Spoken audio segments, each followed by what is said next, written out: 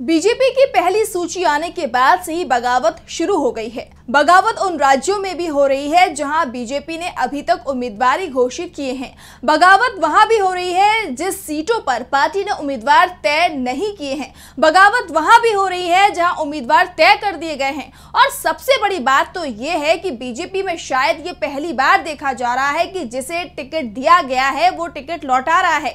पहले तो पार्टी जिसका टिकट काटती थी वो नेता सामने आकर कहता था कि उसे चुनाव लड़ना नहीं है, लेकिन अब बीजेपी जिसे टिकट दे रही है वो कह रहा है कि उसे चुनाव लड़ना ही नहीं है।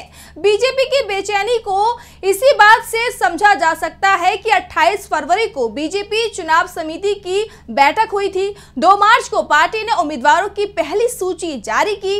195 नाम घोषित किए गए थे, जिसमें से 2 उपेंद्र सिंह रावत बाराबंकी से और पवन सिंह आसनसोल से अपना टिकट वापस कर चुके हैं। लेकिन पार्टी की चिंता अब सांसदों के इस्तीफे ने बढ़ा दी है।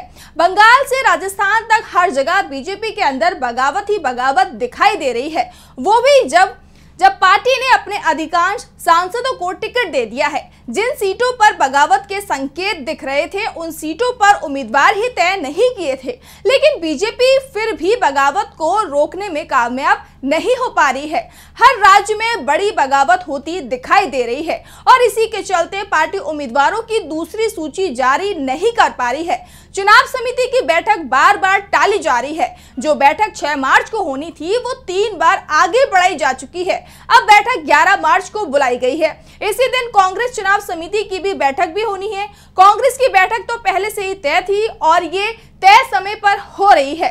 सवाल बीजेपी की बैठक पर उठ रहे हैं कि क्या ये समय पर हो पाएगी या फिर से टल जाएगी। बीजेपी में हुई बड़ी बगावत को लेकर आज हम अपनी स्पेशल रिपोर्ट में करेंगे चर्चा। नमस्कार, मैं हूं आपके साथ मानसी। बगावत की शुरुआत तो बीजेपी की लिस्ट सामने आने के साथ ही हो गई थी। सबसे पहले पवन सिंह ने आसनसोल से चुनाव लड़ने से इनकार किया तो चूरू से बीजेपी सांसद राहुल कसवा ने भी बगावत कर दी। पवन सिंह ने बगावत इसीलिए की क्योंकि उनसे बिना चर्चा किए उन्हें आसनसोल से चुनाव मैदान में उतार दिया गया। तो राहुल कसवा की नाराजगी इसीलिए है कि उनका टिकट काट दिया गया और इस बारे में उनसे चर्चा तक नहीं की गई। बीजेपी ने चूरू से पैरा ओलंपिक देवेंद्र झांझड़िया को टिकट दिया, जिसके बाद से राहुल कसवा ने खुली बगावत कर दी। कसवा ने सवाल किया, आखिर मेरा गुनाह क्या था? क्या मैं ईमानदार नहीं था? क्या मैं मेहनती नहीं था? क्या मैं निष्ठावान नहीं था? क्या मैं दागदार था? क्या मैंने चूरू लोकसभा में काम करवाने में कोई कमी छोड़ दी थी? कसवा ने बगावत करने के संकेत दिए तो कांग्रेस इस मौके पर लपक लिया। कांग्रेस इस मौके के इंतजार में ही था कि उसने कसवा को पार्टी में आने का न्योता दे दिया।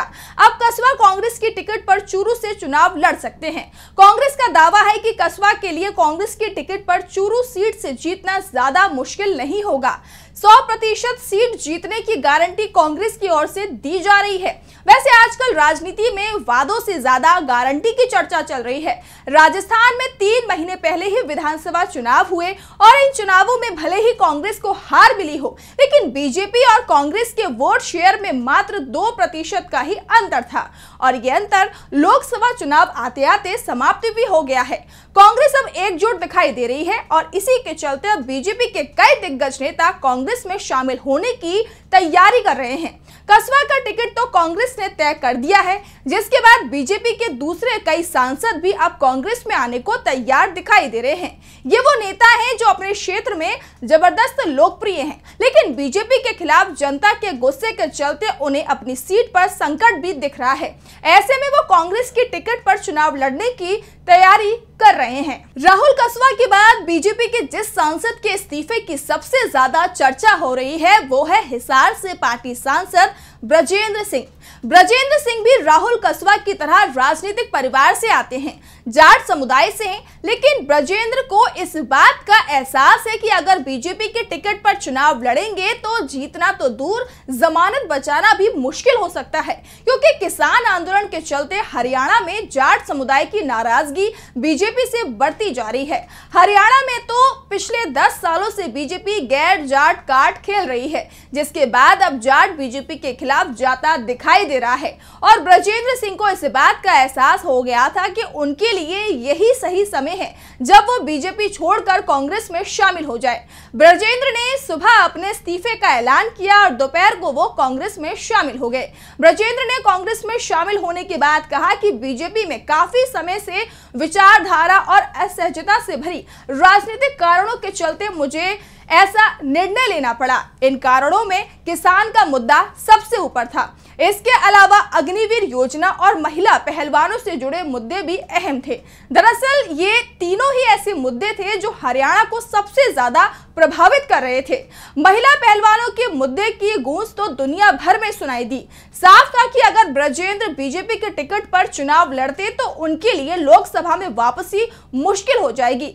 ब्रजेंद्र के बाद अब कई और सांसद बीजेपी से इस्तीफा देने की तैयारी में जुटे हुए हैं। पश्चिम बंगाल के झारग्राम सीट से बीजेपी सांसद कोनार हेम्ब्रम ने भी अपने पद से इस्तीफा दे दिया। हेम्ब्रम ने ये तो नहीं बताया कि उन्होंने इस्तीफा क्यों दिया, लेकिन संकेत ही दिए हैं कि बीजेपी के टिकट पर चुनाव नहीं लड़ना है। वहीं टीएमसी ने झारग्राम से उम्मीदवार घोषित कर दिया है, लेकिन वो क्षेत्र है जहां कांग्रेस और लेफ्ट का गठबंधन भी बेहद मजबूत स्थिति में है। ऐसे में हेम्ब्रम भी कांग्रेस में शामिल हो सकते हैं। वैसे उन्होंने अभी इसका कोई ऐलान नहीं किया है। बीजेपी के अंदर बगावत शुरू हो गई है। रोज जिस तरह से सांसद और दिग्गज नेताओं के इस्तीफे हो रहे हैं, उसके बाद से पार्टी पूरी तरह से बैकफुट पर दिखाई दे रही है। पार्टी कई मोर्चों पर बुरी तरह से घिरी हुई है और सबसे बड़ी बात तो ये है कि उसके पुराने सहयोगी भी उससे किनारा करते हुए दिखाई दे रहे हैं। तमिलनाडु की मुख्य विपक्षी दल AIADMK हो या फिर ओडिशा की बीजू जनता दल या फिर पंजाब का अकाली दल बादल हो, सभी को एहसास है कि बीजेपी के साथ गठबंधन करेंगे तो दो तरफा नुकसान होगा। पहला, जनता में बीजेपी को लेकर जो नाराजगी है उसका नुकसान सहयोगियों को भी उठाना पड़ेगा और दूसरा, बीजेपी हर राज्य में अपने सहयोगियों को कमजोर करने की रणनीति पर काम करती रही। ऐसे में सहयोगी दल का बीजेपी इस्तेमाल भी कर लेगी। इस बार भले ही उसे सफलता नहीं मिले, लेकिन भविष्य में वो सहयोगियों को अपनी सफलता की सीढ़ी बना लेगी। ऐसे में बीजेपी के पुराने सहयोगी तो उससे दूर भाग रहे हैं। उसके अपने दिग्गज नेता भी बीजेपी से किनारा करता दिखाई दे रहे हैं। लोकसभा चुनाव बेहद करीब है। 4-5 दिनों में ही चुनावों का ऐलान हो जाएगा और दावा किया जा रहा है कि बीजेपी में जो बड़ी बगावत होनी है वो चुनावों के ऐलान के साथ ही होगी। कई सांसद जो अभी ईडी और सीबीआई के दबाव में दिखाई दे रहे हैं, उन पर इन जांच एजेंसियों का दबाव भी कम हो जाएगा, जिसके बाद खेल पूरी तरीके से बदल जाएगा। हमारे चैनल से जुड़े रहने के लिए YouTube पर टाइप करें DB लाइव, सब्सक्राइब बटन को क्लिक करें और बेल आइकन को दबाना ना भूलें ताकि खबरें आप तक पहुंचती रहें। देखते रहिए DB लाइव, क्योंकि यहाँ हैं खबरें लगातार।